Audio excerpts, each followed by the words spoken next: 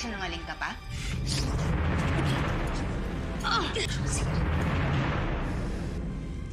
Nagpumilit si Lily na pumasok kaya sinita siya ng mga gwardya ni Iris na agad-agad pumuslit si Jasmine nang magkaroon ng pagkakataon.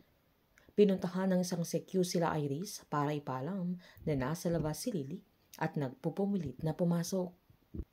Binili ni Iris ang CQ na kaladkarin niya si Lily para umalis, sabay sinabihan niya ang daddy niya na hindi niya kailangang mag-alala dahil si Lily lang ang nasa labas, na agad namang lumayo sa harap ng bahay nila at nagantay sa parking area malapit doon.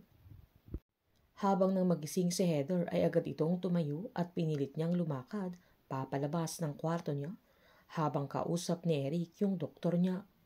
Sinabihan ng doktor si Eric na hindi pa niya ito pwedeng kausapin, na mag-antay na lang ng ilang araw para bumuti ang kalagayan niya at madi-discharge na ito. Nang makita naman ng nurse si Heather ay agad niya itong inasisahan para pumasok sa kwarto niya at agad naman sinundan ni Eric nang makaalis yung doktor niya. Agad namang naghanap si Jasmine sa bahay ni Iris kung saan nakita niya yung damit ni Camila sa isang garbage bag na nasa kusina at agad ding kumuha ng kutsilyo. Nanindigan si Heather na inosente ang daddy niya, na agad namang sinabihan ni Eric na hanggang sa mga sandaling yun ay pinipilit pa rin niyang walang kasalanan si Vito. Sabay pinakita niya yung larawan ni Marigold at Asterfields at ginit niyang sangkot ang daddy niya sa pagkamatay nila at alam niya na may cover-up na nangyayari at ngayong nakakulong na ang daddy niya ay doon din ang bagsak niya. Sinabihan pa ni Eric na kung gusto niyang gumaan yung sentensya niya ay umamin na lang ito, pero nanindigan naman ang dalaga na wala siyang aaminin dahil wala siyang kasalanan at wala siyang ginagawang masama, pero pinamukha ni Eric na nahuli sila dahil sinubukan nilang tumakas ng Pilipinas. Nang matrigger yung anxiety naman ni Heather ay nagsisisigaw ito at sinabihan niya si Eric na lumabas na. Bago umalis ang binata ay iniwan niya yung larawan ni Marigold. Sabay pinakita niya yung anak niya na naulila dahil sa mga kasalanan nila at sinilit niya kung ano ang reaksyon ni Heather nang wala na ito, kaya mas naghinala siyang iba ang kinikilos ng dalaga. Agad niyang pinaalam kay Sandro ang lahat na base sa reaksyon ni Heather ay mukhang guilty ito. Nang pumunta naman si Jasmine sa isang kwarto ay nakita niya yung photo frame na ultrasound result ni Iris.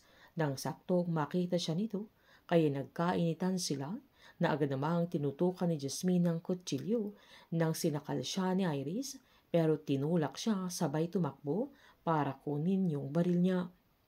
Sakto namang pumunta si Sandro kila Iris pero nakita niyang nakaparada yung sasakyan ni Lily, kaya agad itong bumaba para tanungin kung anong ginagawa niya sa oras na yun doon dahil gabi na at kung kasama niya si Jasmine.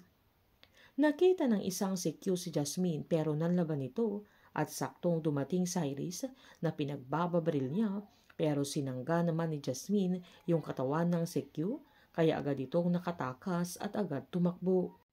Nagalit sa Iris sa mga tauhan nila dahil hindi na nga nagawan ng paraan dahil nakapasok si Jasmine ay hindi pa nila ito nahuli. Hindi naman tumigil sa Iris hanggang hindi niya ito makita hanggang magkasalubong sila na agad niyang tinutukan ng baril, pero sinubukang agawin ni Jasmine pero nalamangan siya ni Iris. Agad niya itong sinabihan na papatay niya ito, kaya sinumbat naman ni Jasmine na pareho silang magama. Habang walang kaalam-alam si Iris, nagising na pala si Camila.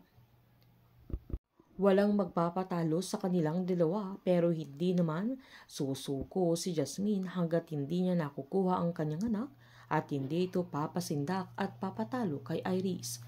Painit ng painit ang mga tagpo, sabay-sabay po nating subaybayan ang huling 9 na gabi ng Lavender Fields dito lamang po sa aking channel. Patuloy lamang po manood at mag-subscribe para ma-update po kayo sa mga susunod na episode. Marami po salamat.